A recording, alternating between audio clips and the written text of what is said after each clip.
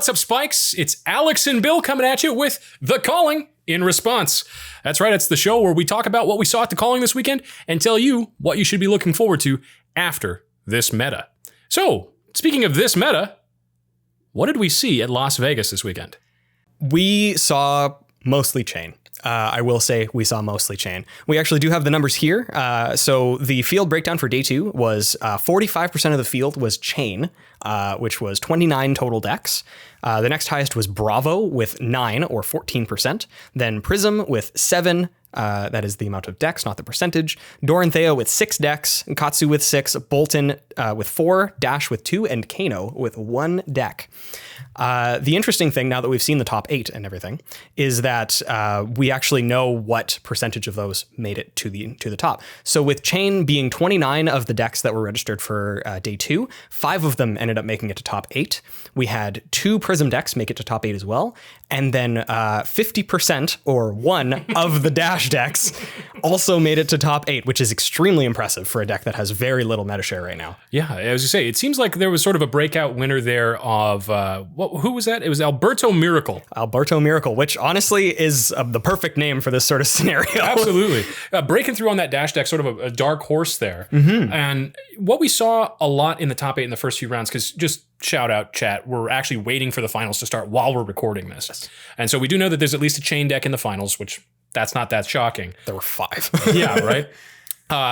That being said, though, it looks like we've seen what we're expecting to carry forward. We're going to see more of this, I have both my hand and my secret other hand, using the soul shackles to get deeper and deeper, not only into your deck, but into your banished stuff, playing every 0-cost card every turn with Go Again.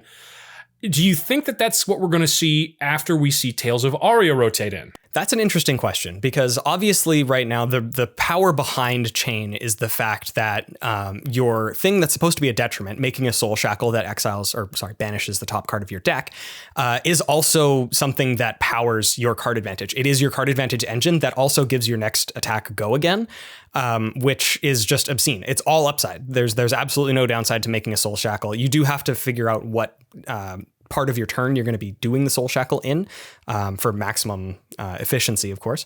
But realistically, just the fact that you have your hand of 4 and then your additional hand in your banished zone that you're able to play cards out of mostly for free. Some of them cost mana, but really you can pitch the cards in your hand to play the ones out of your banished zone. So you kind of get 8 cards in your hand. Well, essentially, and not only that, but even with that relative dearth of resources necessary to make things happen, one thing I kept noticing, especially in mirror matches, is that it basically allowed your hand to just be pure blocks. Exactly. It's blocks and resources, and then you just allow the soul shackles to draw you into an additional hand of cards that you can use for your actual attacks, and it's just so powerful. No other hero, as far as I'm aware, has that sheer amount of card advantage. Yeah, but it isn't without risk. I mean, after all, we have seen some Bravo decks, well piloted, push some of these chain players down to their last resources to the point where they can't really effectively respond. Mm-hmm. Because as good as Chain is, if you run through the deck and you're decked out, you're in trouble. There's really no way to go through things. You do sort of have a second wind, because obviously if you have enough soul shackles and you've just exiled large amounts of your deck every turn, then it becomes difficult for the other person to run you out of resources fully until you've also run through that second hand. But I mean, as well, if you don't have a deck, you won't have resources to pitch, to cast the cards, or defend. So yeah, when you do run out of cards, it becomes pretty difficult. But as long as you're able to cast those 0 mana cards, there's a little bit of a second wind. But yeah, with the large amount of blocks that Bravo can put up, and the thing that we saw just from the top 8 here, Prism, does stand a bit of a chance, sheerly just because of the amount of control that the Spectral Shields give you. Yeah, I think the Spectral Shields out of anything are maybe the next thing to watch as the meta progresses. Mm-hmm. Being able to deal with both physical and arcane damage for playing the way you want to play seems pretty good. Yeah. One card that we did want to talk about, specifically in the top 8, surprisingly not Carrion Husk. Mm-hmm. Even though that's a fairly powerful card, a bit of a boogeyman, what did we want to talk about? I believe we wanted to talk about Command and Conquer. That's right. So in the top 8, there were 21 out of a total of 24 copies of Command and Conquer being played. One of the Prism decks was not running Command and Conquer at all. All of the chain decks were playing 3 of Command and Conquer. I believe they were also all running 3 of Enlightened Strike, just the generic good stuff cards at the moment. And honestly, I'm not so certain that it ends up being a problem. It does sort of... It's the best card that fills a void right now. There isn't another generic card that surpasses the value and the power level of Command and Conquer, because in itself, it is sort of card advantage in addition to being difficult to block. Yeah. So for those of us out there who might not know exactly what Command and Conquer does, you want to talk us through that real quick? Yes, absolutely. Even though it's on screen, let's... we have it somewhere around here. But anyway, Command and Conquer is a generic attack action. It costs 2 resources to play. Defense reactions can't be played to Command and Conquer's Chain Link, so you can only block with cards from your hand or your equipment. You aren't able to use, your Flick Flack, your... Sink Below, stuff like that. Steel Blade Shunt. You can't use those. So it does make it a little bit more difficult to block it effectively.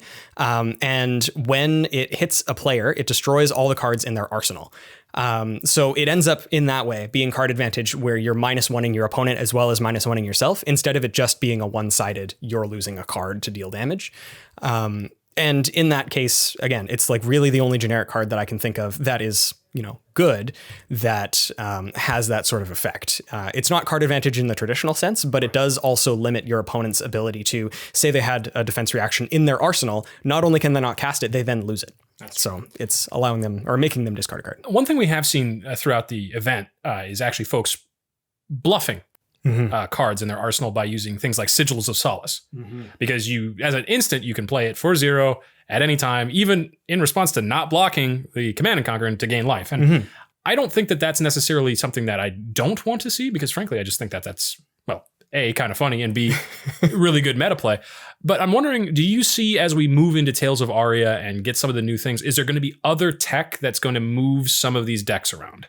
I believe that Frostbite is going to very heavily impact Chain as a result of just slowing the meta down. I think that Frostbite is the first real resource tax that we've seen thus far, and Chain decks run very low to the ground. I believe some of the lists that we were looking at had about 40 red cards, which means, you're pitching for 1 to cast a 1-drop, but if that even costs 2, then instead you're pitching 2 cards from your hand, or you have to have specifically a yellow or a blue. Right. So it puts a lot of the percentages against you as the Chain player. And obviously some of the cards that we've seen, like Blizzard, I believe, is one of the cards. I can't remember the exact names. They're still relatively new, but there are tons that make multiple Frostbite tokens to make your first action cost more. And that even impacts the amount of resources that you have to use to actually activate Chain himself. Oh, wow. So I think that just with the slowing down of that, making Chain players like take off a turn, they may swap to a more mid-range strategy, and as opposed to being all in aggro, which they are now. And I think that that's a really interesting choice to be made, because I really do believe that Oldheim is going to be a force in the upcoming meta. Yeah, I'm just excited about him because he has my aesthetic from the word go. He's large. Yeah, and he's got a hammer. He's got a large hammer. Yeah, he's got a large hammer. And a shield. And a shield. So speaking of a large hammer, there's been some chat, are we going to see Husk go? I mean, after all, there was a tweet floating around. I think it was Alex Kessler was tweeting about opening a Carrion Husk, and Channel Fireball said, "Enjoy it while you can, awkward face." And so, not trying to read too much into that, but if you had to put one card up on the block, currently legal today, if 3 months from now there is a ban, what would you expect it to be? It's interesting because obviously Carrion Husk is the easy answer here. And I believe that it is slightly overtuned because Chain is so good. Being a shadow equipment, it can only be used by Chain or Levia. And Levia has a 0% meta share. There are no topping lists that I'm aware of that have Levia as part of them. But with Chain being such a driving force, him being the only hero really to have access to being able to block 6 damage at will while you're still trying to be aggressive, while you're still trying to maintain resources in your hand, it does make it a little bit difficult. I think the switch up from Tales of Aria may see Chain being played less, or being at least less of a menace, which then in turn sort of reels in Carrion Husk. With it being less prominent, with there being fewer Chain decks, I think that it may not be as much of an easy ban coming into the next few months. But I mean, if I'm wrong about Frostbite and it ends up doing absolutely nothing to aggro Chain, then I think it absolutely could be banned. Every single deck, I'm pretty sure every deck that was registered for day 2 that was Chain had a Carrion Husk in it. Which is, I mean, for most of the equipments that we do see, they are fairly, ubiquitous, ubiquitous, especially the ones that are specific to a hero or a class. And not only that, but let's let's be honest, when you're going to play at the Calling, where you're playing for real money, I feel most players are going to shell out the extra $100 or so that it's going to take to upgrade there. Absolutely. And so I guess my next question is you mentioned maybe Frostbite doesn't move us away from this meta. Maybe we don't see that adjustment. What's the next step, in your opinion, if the Carrion Husk going away doesn't reel in chain decks? Do you think we just rely on the Living Legends system to get chain out of the meta? I think if Frostbite doesn't work and getting rid of Carrion Husk doesn't work to make chain less ubiquitous, then I believe it's probably up to Living Legend at that point. Because really the only things that you can do is then start to look at, it's not really any of the individual cards that are the issue with chain. It's the fact that the card advantage engine is so strong, especially compared to other legends. Like even Azalea isn't card advantage. She bottoms a card from your arsenal and puts the top card into your arsenal. Right. It's neutral. It allows you to sort of select cards, but it doesn't give you a second hand. Right. So I think that because the issue, let's call it an issue, it isn't really, but the issue with chain is that the built-in card advantage isn't really solvable by a ban from one of the 60 cards. I think it's part of him. It's part of his identity, his activated ability. So I think at that point, they may have just overtuned chain plus some of the cards that they could cast for free. Right. There is a possibility that they could rein in some of the cards like the tome. We'll put the tome up here, but it's a free card that you can cast from your Banish Zone that draws you a card. Yeah, and that in itself, you've used the resource of a card that you have banished thanks to being able to give something go again, and you're drawing a card off of it, and that is pretty powerful. I don't know if that's exactly the most powerful card in the deck, but to me it seems very, very good. It sort of linchpins the whole thing together. Yeah, it adds consistency. Right. Well, I think ultimately what we saw at the Calling was, well, first off, a sort of refutation of the idea that Flesh and Blood is a meme in a lot of ways. Yes. Yeah. I've seen a lot of rhetoric about the fact that Flesh and Blood is a game that is like doomed from the start, that it's for investors just to bamboozle Timmies into buying expensive cards. And I think that with us having, it was just under 1,000 people at the Calling. My understanding is the main event had 900 people. And that's just the main event. And that's just the main event. That's not saying the side events, which were also well attended. Even the version of the Super Sunday series, the Pro Chase, I think they call it, or the Pro something. Sorry, I really need the Super Sunday series where you can get an invite to the Pro Tour if you win it. That alone had 330 people this afternoon. It's it really speaks to the amount that these people do actually want to play.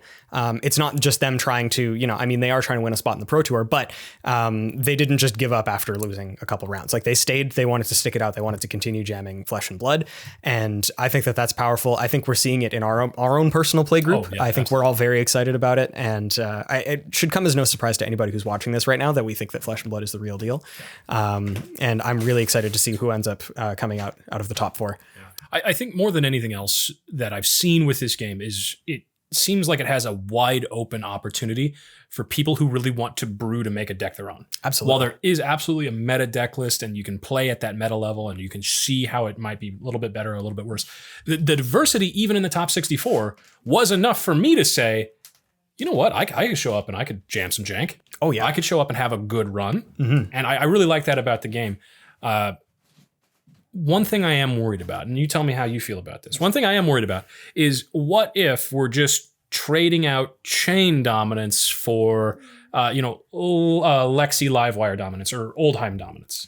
I think that that's just a natural consequence of printing new cards and trying out new things as the design team.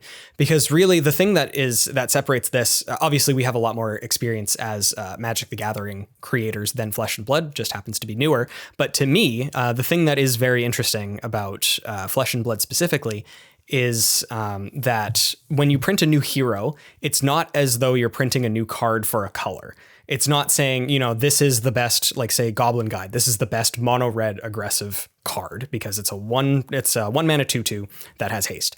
If they print another card that's better, you don't say, in Flesh and Blood at least, you don't say, oh, okay, well, I don't need to play that card anymore.